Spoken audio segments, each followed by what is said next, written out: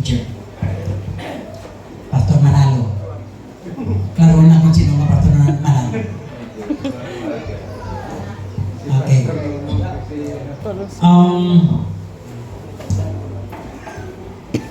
Isa sa pinaka-importante sa pastoral work, inang pastor ka kay gintawag ka sa Diyos. Hindi nga pastor ka kay gintulod ka lang nga magpastor. Or gin-self-proclaim mo ay mo sarili nga pastor. Mas pila ako seminary para na magpastor ako without calling alin sa Ginoo. Ang Diyos pwede siya magtawag individually, personally, nga mangin pastor. May divine call, the divine calling. Pwede ko ng divine calling gamit ang congregation. Masami, the voice of the people is the voice of God. Tingog sa katauhan, tingog sa Diyos. Ang Diyos pwede siya magpangikot sa mga membro na tawgon ang isa ka tao na mangin ila pastor. So, i-recommend for commissioning. Pwede na siya divine calling. Kaya gitawag siya na mangin pastor. So, salamat ang ini nga church nagpabot sa recommendation para kay brother nga Niger Manalo for commissioning tungkol kay naluyagan nila na siya tawag nila nga pastor sa Silingan Church. To God be the glory.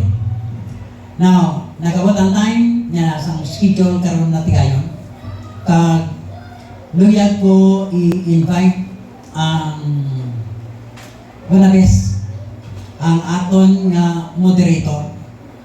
Since na ang church nga i-handle ni Brad Niger, kag dito kong maging pastor, isakop sa pagdumalahan sa aton moderator, para si moderator Brad.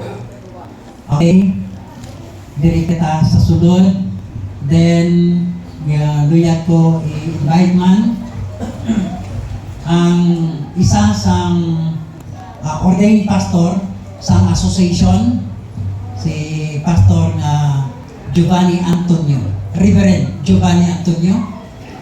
Then ako ilang inyong host. Dayon si Pastor Reverend Michael Manalo ang speaker.